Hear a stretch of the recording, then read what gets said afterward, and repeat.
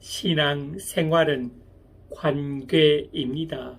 하나님과 나와의 관계, 사람과 사람과의 관계입니다. 그러나 그 관계를 한 번에 알므로 다 아는 것이 아니라 지속적으로 알고 지속적으로 또 알게 되어 더 깊게 알아가는 것입니다.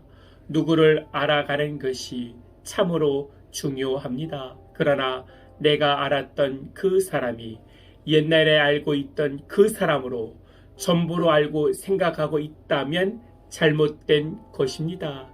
내가 안다고 하는 자녀도, 내가 안다는 남편도, 내가 잘 알고 있다는 아내도, 부모님도 잘 모르고 살 때가 많습니다. 그래서 계속 대화하며 주고받아야 합니다. 그래야 가족과의 관계에서 내가 안다는 생각으로 만들어진 고정관념으로 만든 혈전들을 깨끗이 청소할 수 있습니다.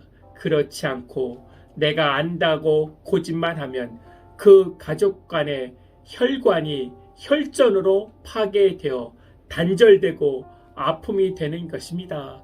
그래서 굳어진 생각이 굳어진 혈전들이 나오지 않도록 매일매일 새롭게 알아가야 합니다. 예수님을 가나안 혼인잔치에 물을 포도주 만드는 사건으로만, 병든 사람을 고치는 능력으로만 오병이어의 기적을 많은 사람들에게 주는 좋은 사람으로만 알고 있으면 안 됩니다. 어떤 사람은 미혹하는 자로만 알고 있고, 또 어떤 사람은 기적과 능력만 행하는 예수님으로 알고 있어 신앙의 혈전들이 생기는 것입니다. 유대인들은 말씀의 기준으로 예수님을 알아보고자 하는 것이 아니라 그들의 굳어버린 율법적인 생각으로, 그들의 굳어버린 욕심으로만 예수님을 알고자 하여 예수님에 대해 최고로 좋게 생각하는 것이 좋은 사람으로만, 능력 있는 사람으로만 말하는 것입니다.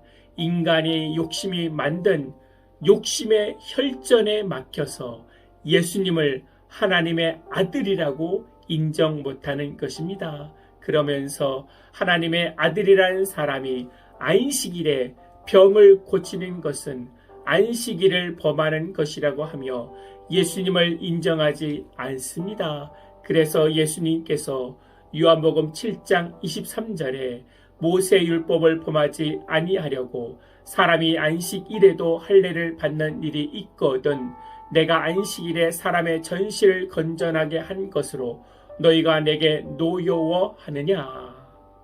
예수님께서 안식일에도 할례를 행하지 않느냐 하며 사람의 신체 일부를 온전케 하는 할례를 안식일에도 행하는데, 사람의 전신을 온전케 하는, 질병을 고치는 일을 안식일에 행하는 것은 더욱더 타당한 것이 아니겠느냐.